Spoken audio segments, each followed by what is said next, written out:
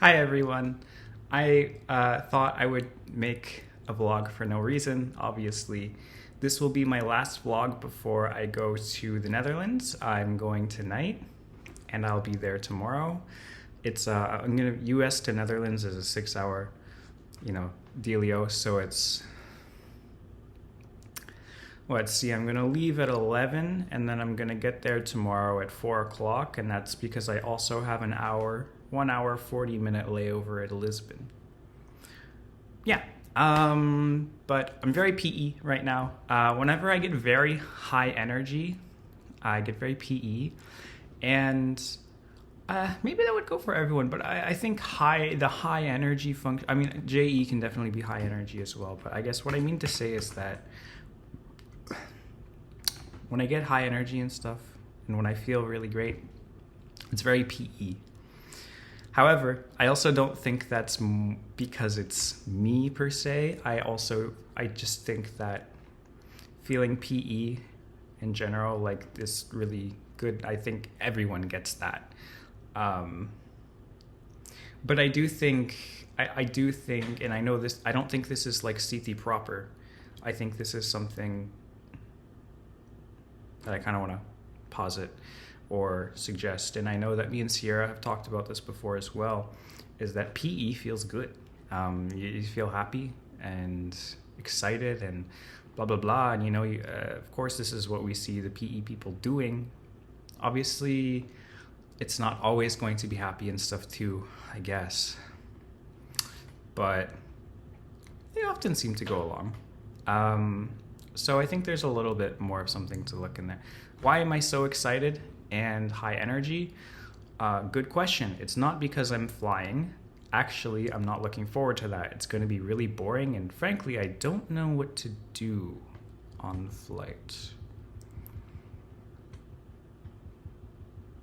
I need to figure that out. And that's the problem. I need to figure out a lot of things. I need to do a lot of things, and I haven't been amazing at doing that. So I got my good friend Ghost, and this guy is just an energy drink. It makes 200 milligrams of caffeine, so nothing crazy. Honestly, pretty high. Like, I think that's normal in America. It's like pretty normal or like average in America for an energy drink, but it's really high. Like, realistically, nobody should be having that much caffeine on a regular basis, I don't think. C'est la vie. It has 150 milligrams of Alpha GPC. Alpha GPC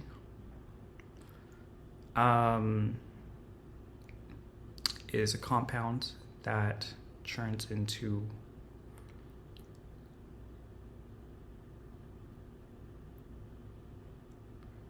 actually I don't remember the specific pharmacology or whatever of it, but basically it produces it increases production of acetylcholine, as well as maybe dopamine, but I think mostly just acetylcholine.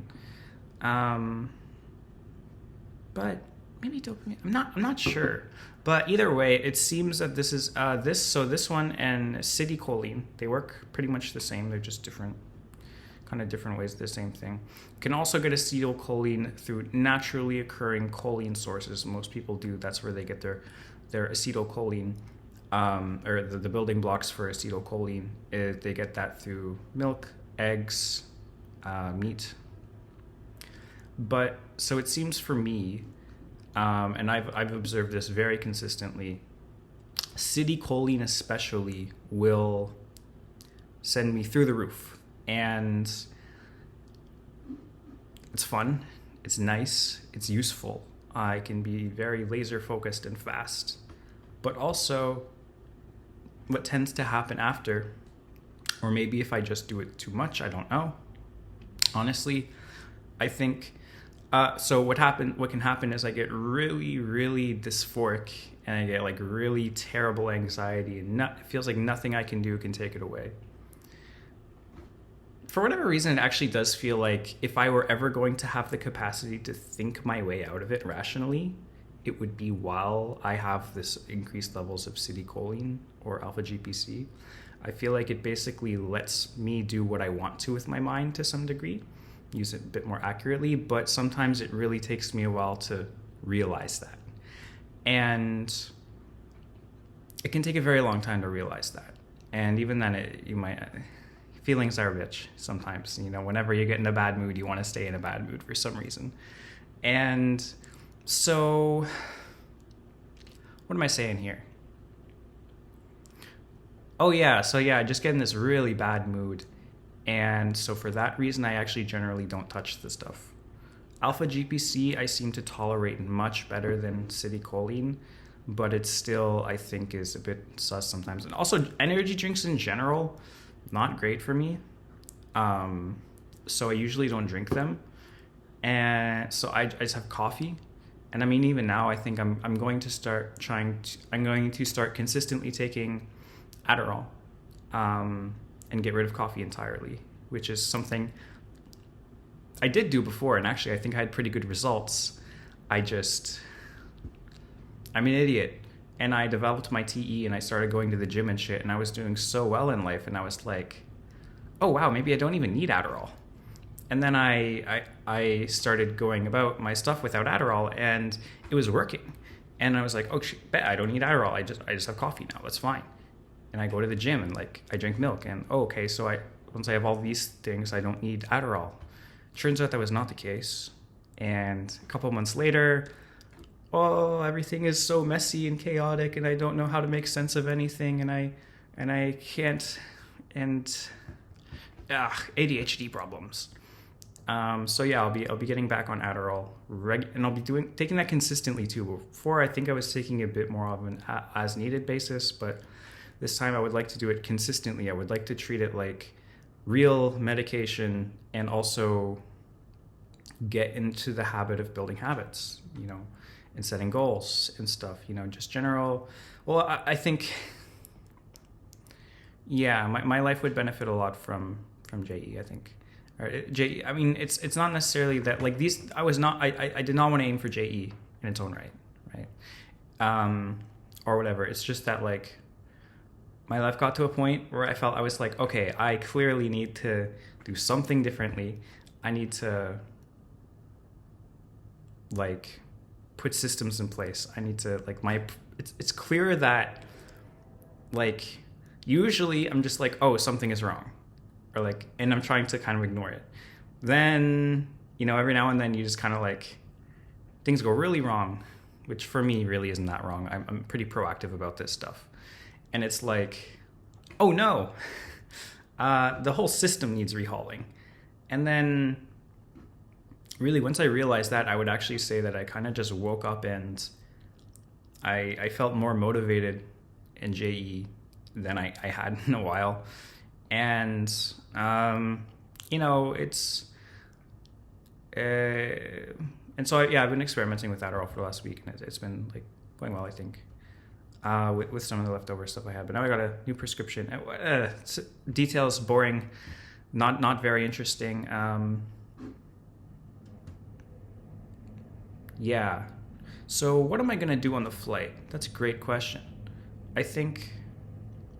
Oh, I have audiobooks. Yes.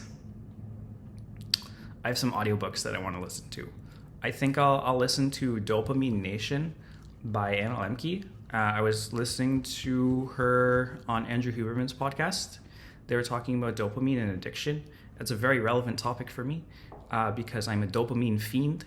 And so, Dr. Anna Lemke seemed pretty insightful and kind of refreshingly non-scientific or non-material. She's still pretty based in science, but she's also she's a clinician, and she actually helps people, and she was addicted to things, or she's had addictions. And she also is okay to say, we don't really have an explanation for how this works, but it does happen, which is the way science should work. But unfortunately, I feel like a lot of science promoters, I think, tend to focus more on how we could find the answers or possible explanations or whatever. But I think there's also just value in saying, even if we don't have an explanation for it, something can still clearly be true. And so whenever I can see somebody who's, really proficient at science and also can, knows this and understands this, Huberman himself as well, I would say is like that. Though a bit to a lesser degree, he's very sciencey, but yeah, I appreciate the guy. I like him. It's really refreshing and nice. So yeah, I'm interested to read that. I also want to watch an interview with her so I can see what her type is. I have some ideas, and so actually what I kind of been doing lately is I'm listening to Andrew Huberman's podcast, and now there's somebody else I'm watching on this podcast, or listening to, because I listen to these while I'm at the gym. And so what I've started to do is I want to type the people while I'm listening to them, based on what they're saying, based on their ideologies, based on their life path, based on their voice as well, and what they focus on, what they choose to say, and then type them in an interview and see how well that holds up. And I would like to train my intuition that way as well.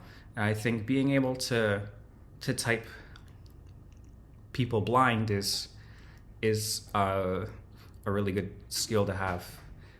Or like maybe it's not even like possible, right? But like, it should at least be able to get like a decent accuracy.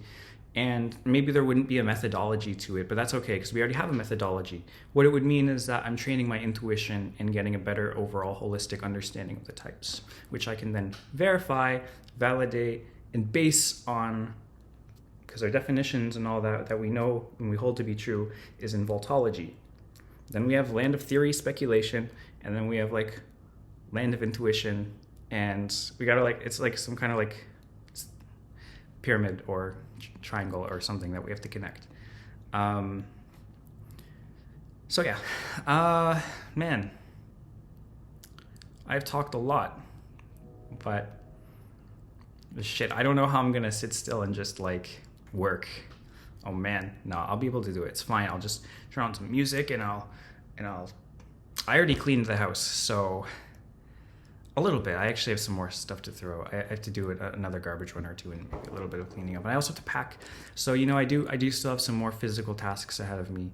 But yeah, whatever. Bye-bye.